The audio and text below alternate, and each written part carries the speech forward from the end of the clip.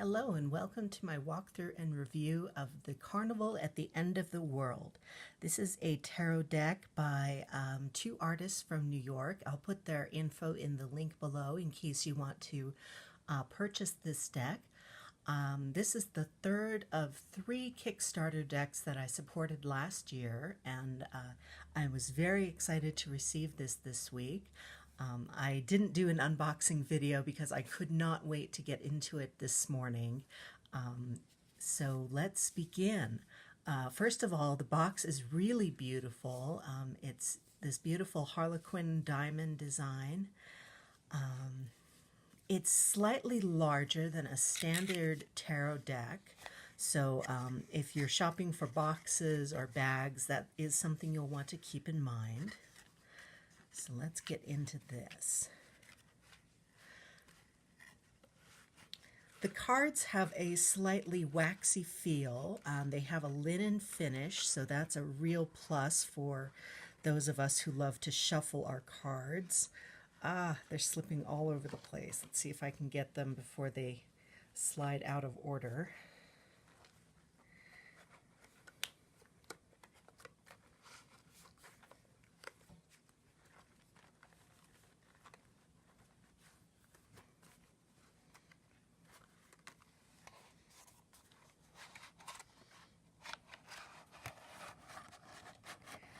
There we go.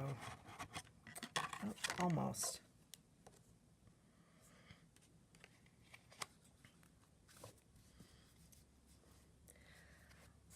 All right.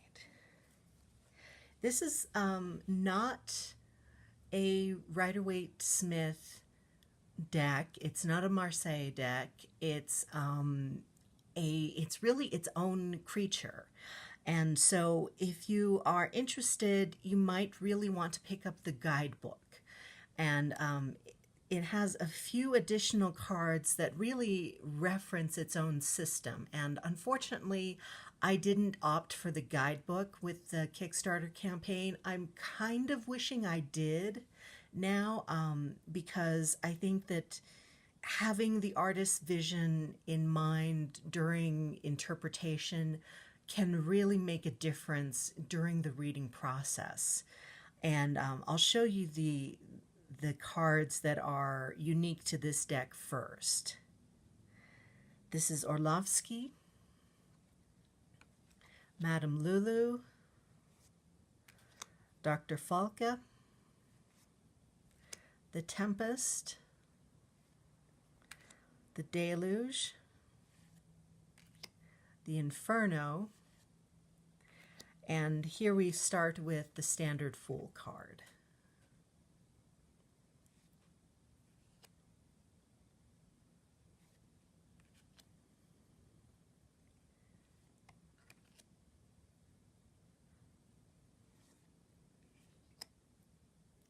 With the cards being slightly larger than normal, I think that the detail that is part of the images really stands out.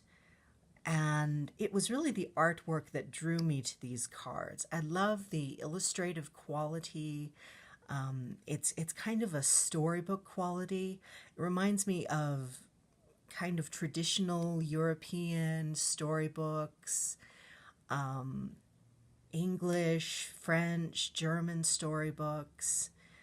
And it was this wonderful enigmatic quality to the art that just made me say, oh yeah, this is a deck that I think I would really like for my collection.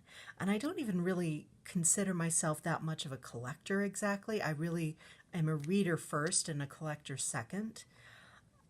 And there's so much about this deck that I like, and I really want to dive in and discover what this deck is like to read with. But as we get into especially some of the pip cards, I'll discuss kind of my feelings about those. I love the majors. I think the majors are certainly some of the strengths of this deck.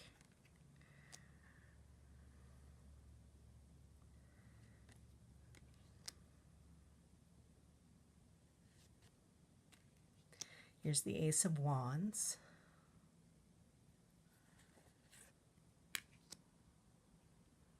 The Two of Wands.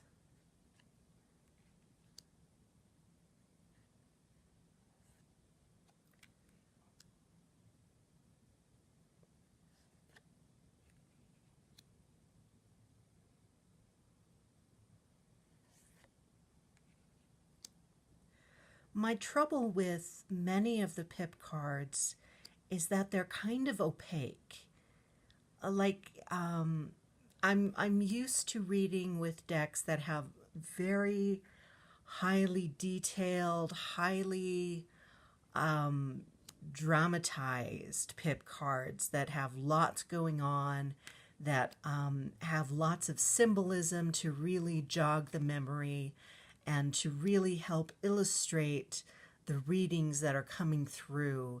And I find that those cards are really good for me as a reader, but also for my clients, because they have something to grasp and something to anchor meaning onto and say, oh, yes, I see what you're talking about, and pictures that they can kind of relate to and make meaning out of.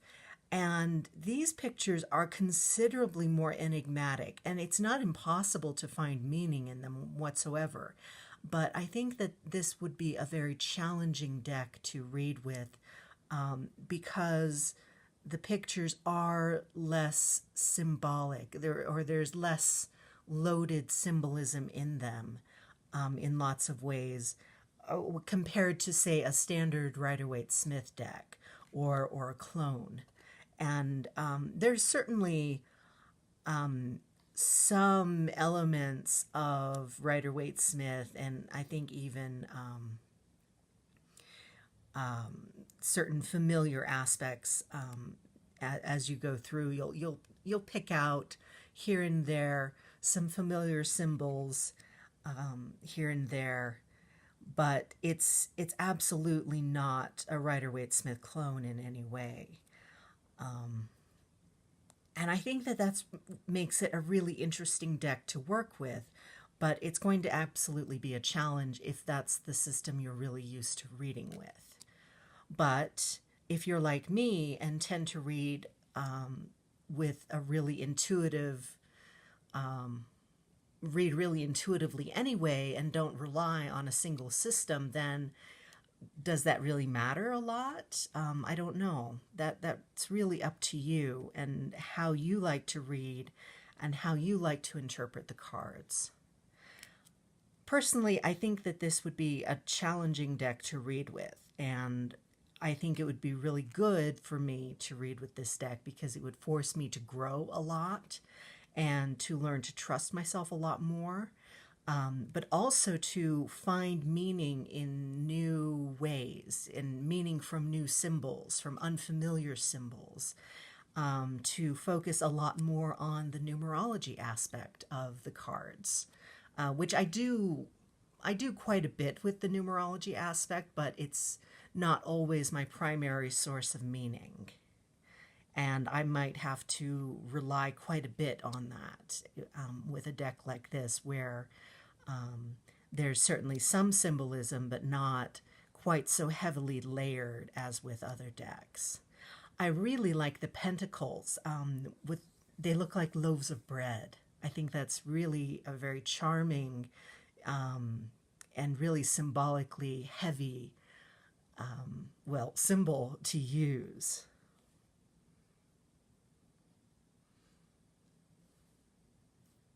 Sorry, I had to clear up a little memory to continue.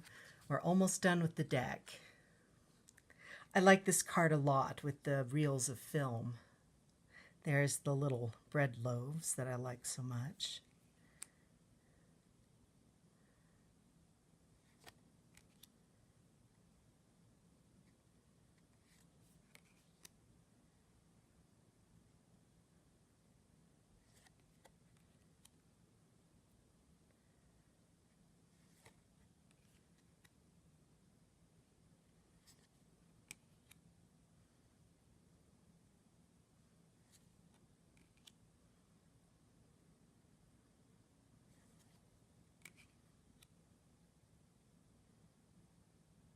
I believe this is a character that we saw earlier in the deck. So it's interesting that they make a return here at the very end.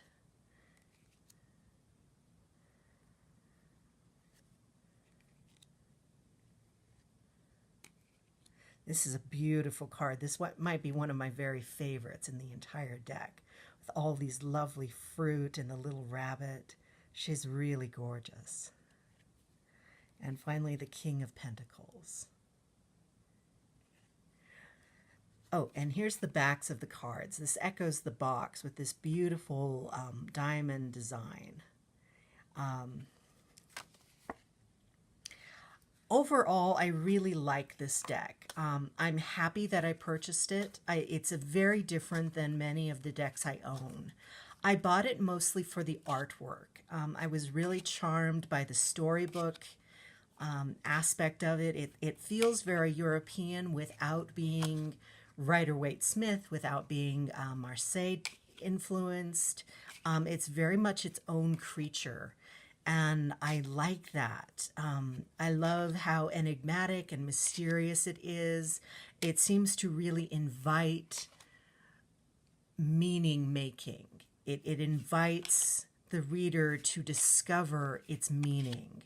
And I kind of wish I had sprung for the guidebook, and I might still buy the guidebook. It's $25, and after spending, the money on the deck itself, I just feel like I've already invested, quite a lot in it. But, if I want to maximize the value of the deck, maybe having the artist's statement on what they feel is the meaning that they've loaded into it, maybe that's worth having.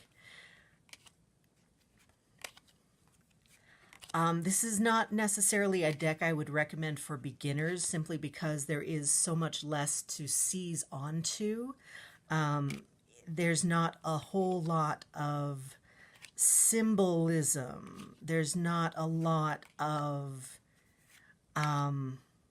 scenery. There's not a lot loaded into the cards. It's a fairly minimal design in lots of ways.